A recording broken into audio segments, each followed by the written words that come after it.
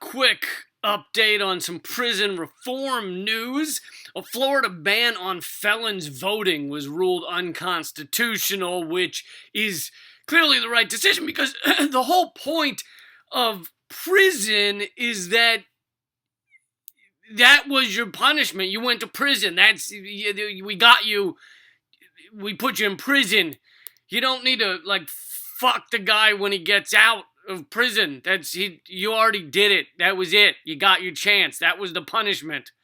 And furthermore, the idea that because you committed a crime in your past, you aren't able to vote, it doesn't, there's no connection. Do you have any idea the what kind of fucking criminals and freaks we have voting in this country? Horrible human beings that can still vote, There's Rex Tillerson or Debbie Wasserman Schultz or George W. Bush or Ric Flair. I mean, we got all kinds of crazy assholes. We have wide-eyed nutbags and harebrained idiots, nimrods, dingleberries, shit for brains and bucket of ass hair. They can all vote. War profiteers and war criminals, war hawks, war cocksuckers, con men and bamboozlers, schemers, tricksters, fraudsters, banksters, fucking grifters, tools, dicks, cunts, cocks, whorebags, shit helmets. We got them all. They can all vote. Felons are the least of your worries. Felons are the ones you can actually trust in this situation.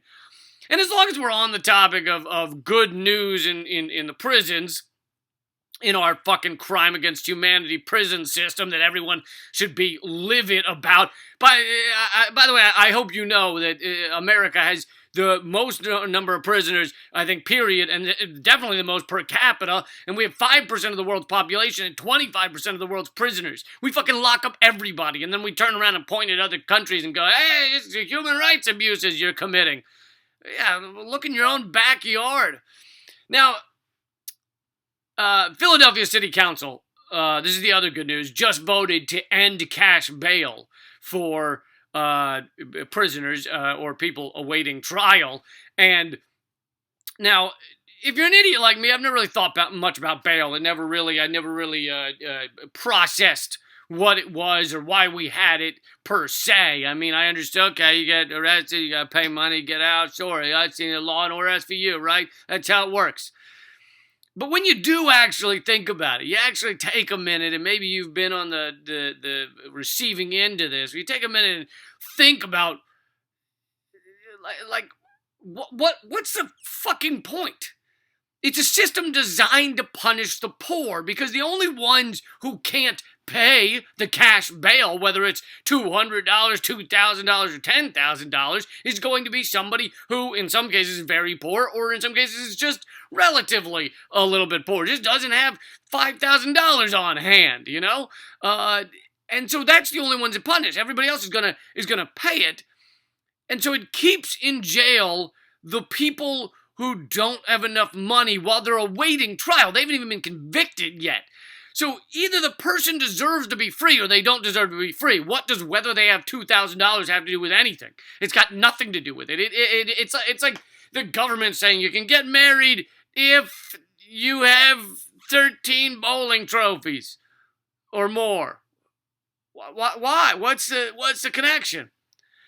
Apparently, the cash bail system dates back to medieval times when it was created to help pay for the jails. But nowadays, no one in the fucking world still uses it, much like the medieval torture devices. Like drawing and quartering, or the one where you crank a wheel and the guy's, earlobe gets pulled over his head, or whatever the fuck they used to do. Let me correct that. Actually, one country does still use cash bail other than the United States, the Philippines, but they also still use the crank with the earlobe thing. So I don't know if we should really just do what they do. In fact, in England and Canada, the role of a bail bondsman, someone who pays arrestees bail in exchange for more money later down the line, that's illegal. That job is illegal. What we do to our prisoners is a crime in other countries. Like, literally. The point is, Freedom is not something you should charge someone money for. Money doesn't matter in that case. And 190 and whatever countries realize that it's fucking immoral to do that. Here's a short list of the things that a human being should not be charged for when they live in an evolved and humane society. All right, getting out of jail, health care, clean water, shelter, food, checking a bag on an airplane, using the fast lane in the highway, using internet at a fucking hotel. I already paid for the room, you swine. I don't need to, you don't have to charge me add-ons. Unless it's like a, masseuse you're gonna do, a hot masseuse you're gonna send in or something. There's no... Anyway, and finally, in a legit society, you should not be charged for taking a dump.